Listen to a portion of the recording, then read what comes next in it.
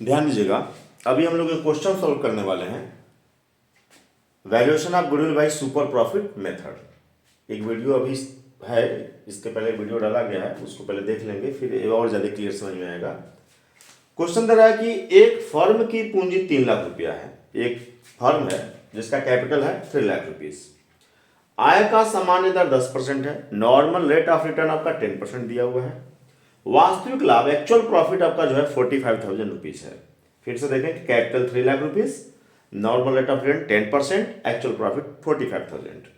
अधिलाभ के 2 वर्षों के क्रय के आधार पर ख्याति का मूल्य ज्ञात करें। यानी valuation of goodwill by super profit method.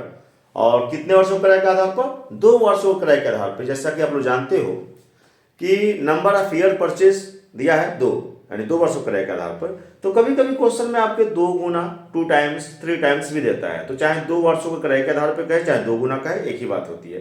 3 वर्षों के क्रय के आधार पर करे या 3 गुना कहे, एक ही बात होती है।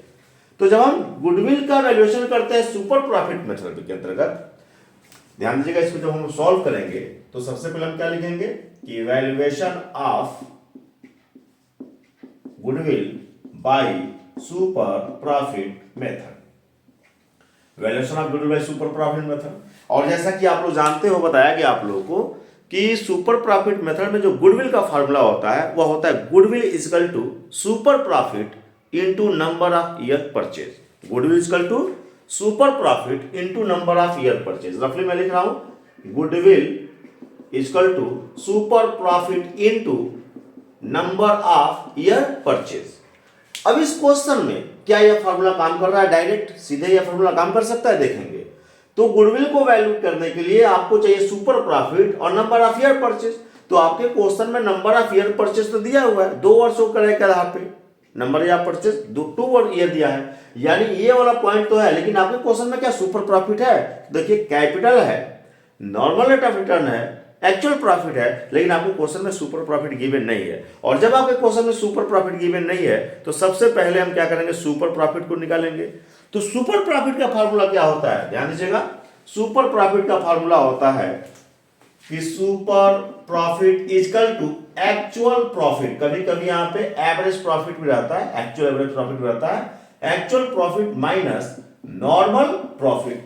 सुपर प्रॉफिट को फाइंड आउट करने में तो सुपर प्रॉफिट का फार्मूला है कि actual profit minus normal profit. फिर क्वेश्चन का जब आप ध्यान दीजिएगा तो आपका एक्चुअल प्रॉफिट तो 45,000 दिया हुआ है, लेकिन आपके क्वेश्चन में कहीं नॉर्मल प्रॉफिट नहीं दिया हुआ है। ठीक है, तो नॉर्मल प्रॉफिट अगर मिसिंग है तो सुपर प्रॉफिट निकालने से पहले आपको क्या निकालना पड़ेगा? Normal profit. तो नॉर्मल प्रॉफिट का फार्मूला लगाएंगे, और नॉर्मल प्रॉफिट का फार्मूला जैसा कि आप लोग को बताया जा चुका है, normal profit equal to capital, capital employed भी लिखते हैं, कैपिटल इन्वेस्टेड भी लिखते हैं, कोई इशू नहीं है, capital into normal rate of return upon 100। Normal profit equal to capital into normal rate of return upon 100।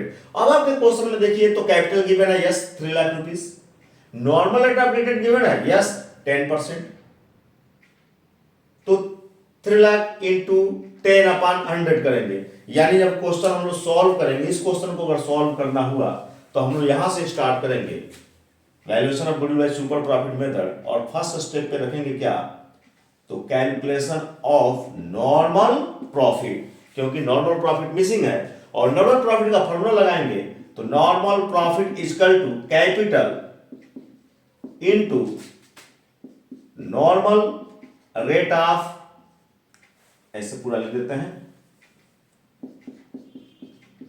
Normal rate of return और अपॉन 100 इक्वल टू, तो कैपिटल कितना दिया है? 3 लाख रुपीस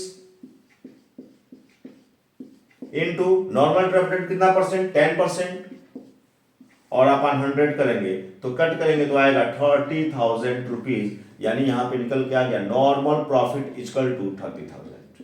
ठीक है, तो नॉर्मल प्रॉफिट जब फाइंड आउट हो गया तब हमें सुपर प्रॉफिट निकालना पड़ेगा। तो नंबर 2 पे रखेंगे कैलकुलेशन ऑफ सुपर प्रॉफिट।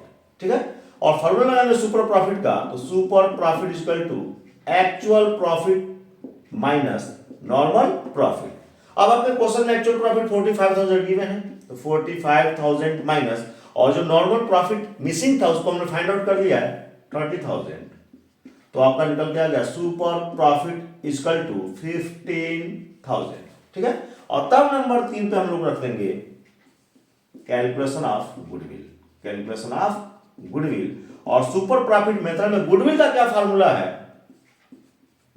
तो goodwill equal to super profit into number of year purchase. अब इस पे मान रखे हम, वैल्यू रखे, तो सुपर प्रॉफिट कितना निकल गया 15,000, और into number of year purchase आपका कितना दिया है 2। तो आपका आंसर होगा goodwill equal to 30,000 rupees. Answer हो गया। इसमें कहीं डाउट होगा तो आप लोग फिर से पूछिएगा, बताएंगे आप लोग को।